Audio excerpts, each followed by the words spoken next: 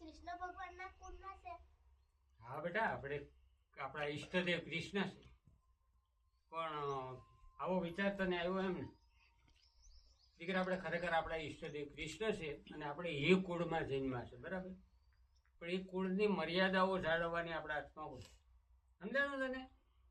તો અટાણે બેટા આ કળજુગ આવ્યો, કળજુગની અંદર આપણે કઈ રીતે જીવવું ને આપણે કૃષ્ણ ભગવાનના વિચારોથી જીવવાનું છે. કારણ કે અટાણે તો આમ અતિ કળજુગ આવ્યો ને હવે તો બહુ અઘરી એમ કે પરિસ્થિતિ એ જીવાય બેટા અટાણાના સમય મુજબ. તો હવે આપણે જીવવા માટે આપણી પાસે એક જ છે, આપણે ગાય. કારણ કે ગાય આધારિત જ આપણે જીવ્યા છે ને ગાય છે ને તો જ બસવાના છે. કારણ કે આ જિંદગીની અંદર જ્યારે દેશ ઉપર મહાભારતના યુદ્ધ વખત જ્યારે સૌરાષ્ટ્ર એ બધાએ બસાવ્યા, તો એવી ભૂમિમાં બેટા આપણે આહિર તરીકે જન્મ લીધો.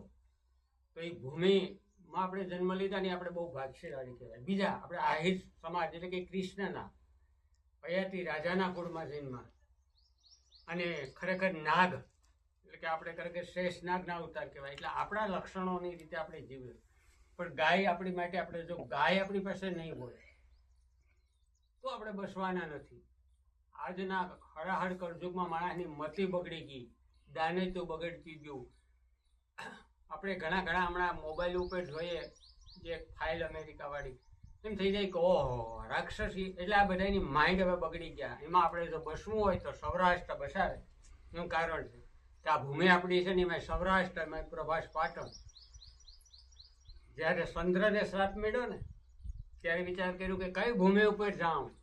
ત્યારે એને વિચાર આવ્યો કે કઈ ભૂમિ મને શ્રાપથી મુક્ત કરશે. ત્યારે સોમનાથ આપણી છે ને પ્રભાસ પાટણ, ત્યાં ભગવાનની પૂજા કરી, ત્યાં તપસ્યા કરી. ત્યાં ભગવાન શિવ પ્રભાસ એટલે કે સોમનાથમાં પ્રસન્ન થયા અને સહી રોગમાંથી સૂર્યને બારા કાઢ્યા ને એના માથા ઉપર રાખ્યા. એવી ભૂમિ છે આ બધા. અને તને વાત કરું કે મહાભારતનું જે કૃષ્ણ ભગવાન જન્માતા ગોકુળમાં, પણ એને એમ થયું કે ખરેખર હાસી ભૂમિ અને મોક્ષ ભૂમિ અને જ્યાં માણસ એ ભૂમિમાં મારે જવું. એટલે આપણે છે ને આ હીરો ગોકુળ મથુરાથી દ્વારકા આવવાનું હતું, તો એકલા નહોતા આવ્યા. જો એકલા આવ્યા જ ને તો એ ન ગણાત, પણ ગાયો અને બધું લઈને નીકળ્યા હતા. અને હાલ્યા આવ્યા એટલે મોરબી આવ્યા. મોરબી મત્સ્યો કાંઠે આવ્યા ને ત્યાં જોયું તો એટલું ખડ કે ગાયું ખુશ. એટલે ગાય ખુશ તો ખેડૂત ખુશ. એટલે એટલા બધી ખુશ થઈ ગયા. ભગવાન કૃષ્ણે કીધું કે હજી તો આપણે દ્વારકા જવાનું છે, સૌરાષ્ટ્રમાં જવાનું છે, છેલ્લે સુધી દ્વારકા.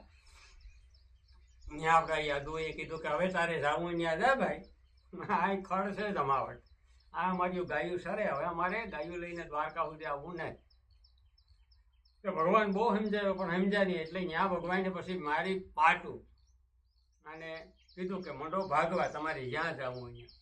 પછી ખબર પડી કે ઓહો આ તો દ્વારકાનો દેશ, તો કૃષ્ણ તમને મૂકીને ભાગી જાય. એટલે પગે પડી ગયા કે પ્રભુ અમને બસાવો, અમને કંઈક વસન આપો.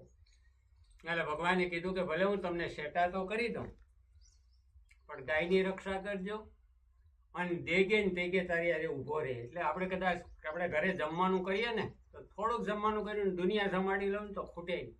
આપણે હાસા હૃદયથી આયર અને કૃષ્ણ હોય ને કદાચ એક લાકડી લઈ લો, જગત આખું આમ ફરતું જાય તો આપણી લાકડીએ કોઈ ન સડે. એ આ ભગવાનના વચન. પણ એવું આપણે રહેવું જોઈએ, એવી આપણે ગાની અજાની સારવાર કરવી જોઈએ. ત્યાંથી પછી અલગ વિભાજનો પડ્યા, સોરઠિયા મોસોયા ને આ બધી.